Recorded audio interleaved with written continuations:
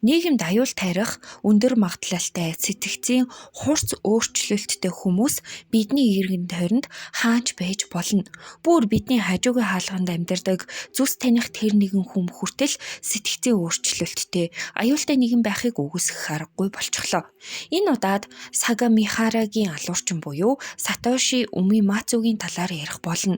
Энэ алуурчны хувьд хөгжлийн бэрхшээлтэй иргэдэг энэ хорвоод амьдрах эрхгүй хэмээн үздэг байсан үзлээсээ болоод тусгай хэрэгцээ тасрамжийн газар руу дайралт хийн нийтдээ 19 хүний амьд хүрсэн боловч яагаад ийм үзэлтэй болсон нь туйлын сонирхолтой. Цухас дуртахад Сатоши бол өөрөө сэтгцийн өөрчлөлттэй нэгэн. Ингээд энэ хэрэг рүү илүү гүнзгий орцгоё.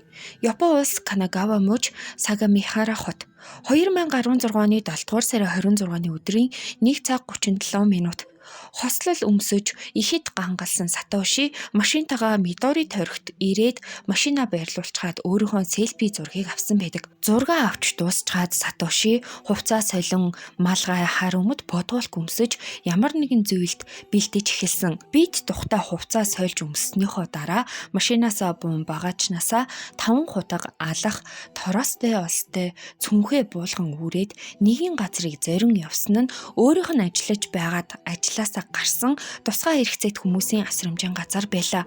Тэрээр энэ газарт нилээдгүй удаан ажилласан болохоор орц гарц гээд бүхий л хэсгүүдийг маш сайн мэддэг байсан тул нэвтрэхэд тийм ч их асуудалтай байсангүй. Сатоши цүнхэндээ хийсэн алхаа ашиглаад 1-р давхрын цонхыг хагалж дотогш 1 цаг 43 минутад нэвтэрсэн бөгөөд хамгийн түрүүнд эмэгтэйчүүдийн ханаа гих тасгийг зорин утсан. Тэрээр ханаа тасагт очмогцоо цүнхээ ухаж авчирсан эд зүйлсээ гаргаж бэлтгэлээ хангаж эхэлсэн бөгөөд яг ингээд сууж байхад нь нэгэн эмэгтэй ажилтан ирж юу хийж байгаа тухайн лавлан асуутал Сатоши цүнхэн дэх торостой олсоо гарган ирж эмэгтэй гарыг хүлээд тасгийн өрөөнүүдээр дагуулж яваа хэмээн тушаасан бөгөөд тэрээр өөрөө бүрлөө орж ажилтан эмэгтэйгээс өвчтөн нэг бүрийн тухай асууж ярьж чаддаг эсхийг нь лавлаж эхэлсэн. Энэ нь ч учиртай байсан бөгөөд Сатоши ярих чадваргүй өвчтөн бүрлөө худаг байран дээрч амь насанд нь халдаж эхэлсэн байдаг. Түүний ашигласан хутга нь одоо зурагт харагдаж байгаа урт нарийнхан Япон загварын хутга байсан учраас маш гүн гэмтэл учруулж байлаа.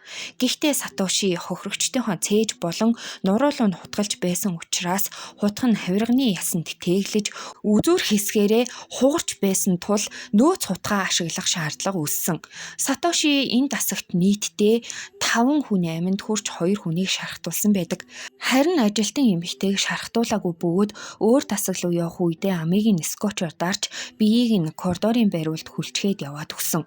Сатошигийн очсон дараагийн тасаг нь Нижи гих тасаг байсан бөгөөд мөн л урдын адил жижүүр эмэгтэй ажилтныг нь дагуулan өрөө бүрлөө орж хэн ярьж чаддаг хэн ярьж чаддаггүй болохыг асуусан боловч ажилтан өвчтнүүдэд хамгаалахын тулд худлаа ярьж бүх хүнийг ярьж чаддаг хэмээн хэлсэн ч Сатоши итгээгүй. Ингээд өрөө бүрлөө өөрөө орж өвчтнүүдийг сэрэн өглөөний мэнд хэмээн хэлсэн бөгөөд урдаас нь хариулсан хүмүүсийг зүгээрүүлдээж хариулж чадаагүй хүмүүсийг хутгалан хөнөөснөөр энэ дасагт нийтдээ 5 хүний амьд хүрч 1 хүнийг гэмтээсэн байдаг. Гэхдээ түүний санснаас илүү хутга нь хурдан хугараад байсан учраас тэрээр хохирогчдын цээж рүү биш хүзүүлүү нонлон хутгалж эхэлсэн юм. Дараагийн очсон дасаг нь эрэгтэйчүүдийн Цубаса дасаг байсан бөгөөд энэ дасаг руу 2 цаг 17 минутад нэвтэрсэн. Түүнийг тус дасагт очиход урд нь түүнтэй хамт ажиллаж байсан эрэгтэй ажилтан ээлжтэй байж таарсан бөгөөд ажилтны хүчээр коридорын байруулалд хүлж түүнийг баахан шоолж инээж байснаа хит хитэн төрөмгийн арьстай өвчтнүүдийг хаана байгааг онцгойлон асууснаас гадна мөн л өнөөх асуултаа асууж өрөөнүүд рүү орсон байдаг. Сатошиг ийхүү өрөөнүүд рүү орсон хойгуур ажилтан газар тунгаасан утсаа хөлөөрөө татан оймсоо тайлж байгаад утсаараа мессеж бичгийг оролцсон бөгөөд түүний энэ байдал нь амжилтанд хүрч 2 цаг 38 минутад хамт ажилладаг нэгэн хүн нь асрамжийн газарт ямар нэгэн зүйл болохгүй байгаа бололтой хэмээх дуудлагыг цагдаагийн газарт өгсөн. Гэхдээ цагдаа нар тийм ч хурдан ирэхийг хүссэнгүй.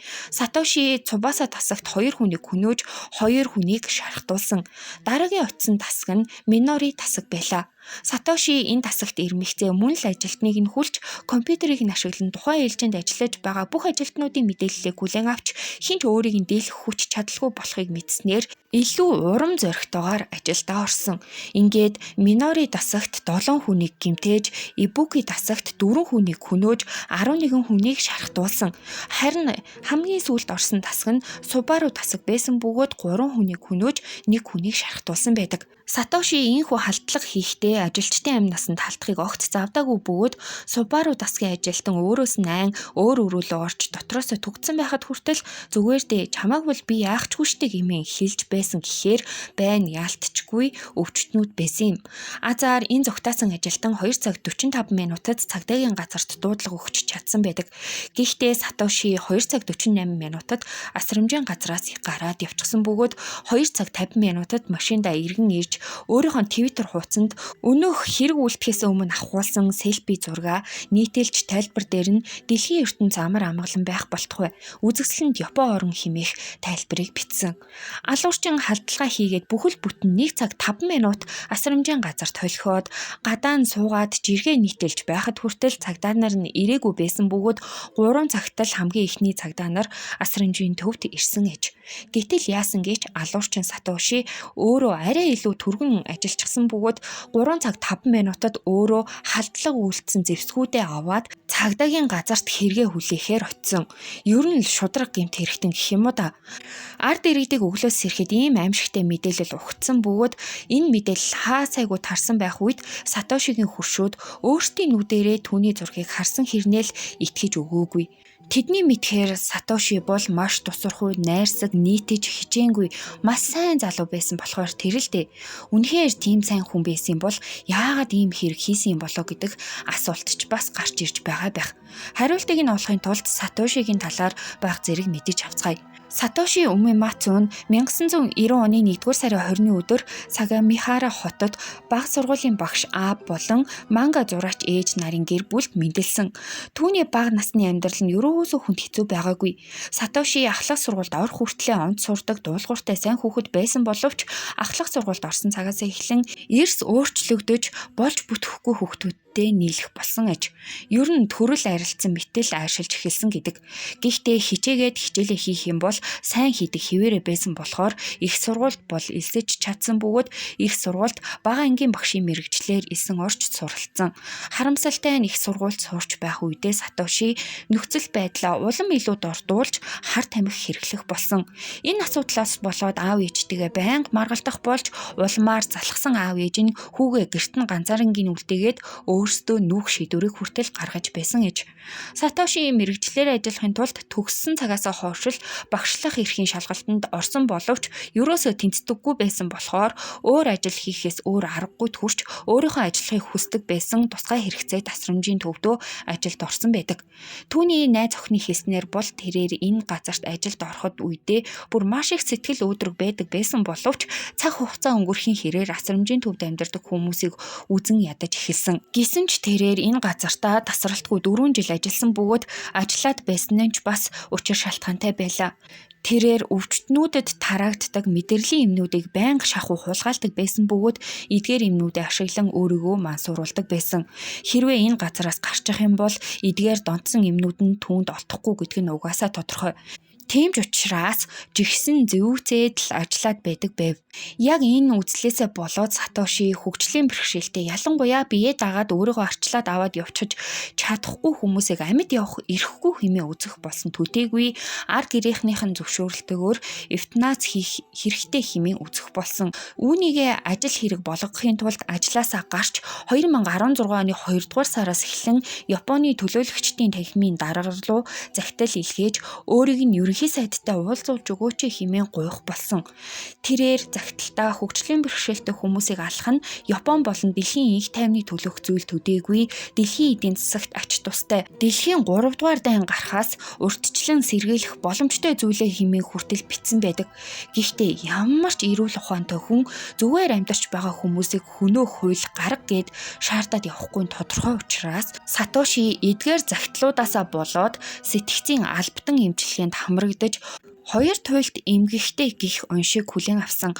Хамгийн гол нь түүний эмгэг маш хурцдмал байсан бөгөөд нэг туйлдаа хүрэхээрээ хамгийн дээд зэргээрээ буюу шизо болдог. Мөн сэтгцэд нөлөөлөх эм бэлтгэмлийн бүрэн хамааралтай байсан болохоор нийгэмд амьдрахад маш аюултай нэгэн байсан боловч эмчнэр түүнийг аюултай биш гэж дүгнээд 3 дугаар сарын 2-ных нь өдөр сулалчихсан. За тэгээд 4 сарын дараа юу болсныг бид бүгд мэддэг болсон шүү дээ. 2017 оны 2 дугаар сарын 20-ны өдөр Сатошиг шүүх хурал нь эхэлж түүний өмгөөлөгчд нь түүнийг сэтгцийн өвчтөй учраас ийм хэрэг үйлдсэн хэмээн өмгөөлөх гэж оролцсон боловч Сатоши өөрөө ингэхгүй байхыг хүсснээр тэрээр цаазын ял сонссон байдаг. Одоогоор Сатоши цаазлагдаагүй байгаа бөгөөд шоронгийнхоо бүр хамгийн сайн хоригдол төдийгүй өөрийн гэсэн пен клубтэй болсон. Магадгүй Сатошигийн сэтгцийн эмгэг нь ахлах сургуульд орсон үедээ давхцаад илэрсэн байж магадгүй юм. Харамсалтай нь тэрээр мэрэгжлийн хүнээс тусламж авч чадаагүй, гэр бүлийнх нь түүнийг сэтгцийн эмгэгтэй болсон гэдгийг нь анзаарч чадаагүй учраас ийм аимшигтай буруу зүгийн ялгаагаа ойлгож чадахгүй үйлдэлийг гаргачихсан. Сэтгцийн эмгэг гэдэг тоглоом биш, хинч өвдөх магадлалтай учраас хэрвээ таны ойр дотны хэн нэгэнд ийм асуудал илэрч байгаа бол мэрэгжлийн хүнээс нь тусламж авахт нь заавал туслаад дэмжиж өгөөрэй. Энэ удаагийн маань хэргийг хүрээд өндөрлөж байна. Таалагдсан бол лайк дараарай, сувгийн маань дэмжээ, subscribe хийгээрэй. Баярлалаа. Баяртай.